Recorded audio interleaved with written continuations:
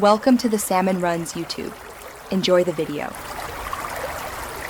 You start in Settings because Apple Maps follows system and app-level preferences. First, confirm your iOS is current so options match these steps.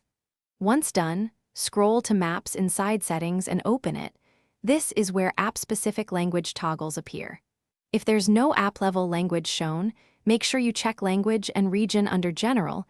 Changing the system language will affect maps. Doing these checks prevents surprises and explains why you might need to switch the whole device versus only the app. Now you change the language itself.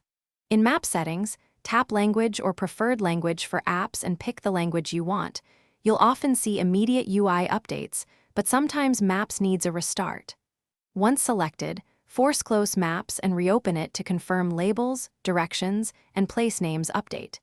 Make sure to understand that some translations depend on region settings, so switching language plus region yields the most accurate place names and voice directions. If you need voice guidance in another accent, check Siri's language too. Finally, confirm the change by launching Maps and testing a route. Speak or read a sample direction to verify voice and text match. If language didn't apply, restart Maps, and if that fails, reboot the device. This often clears persistent localization caches. Make sure Siri's language aligns if you use spoken directions, because mismatch causes unexpected accents or words. As a troubleshooting tip, reinstalling Maps or toggling location services can resolve stubborn issues.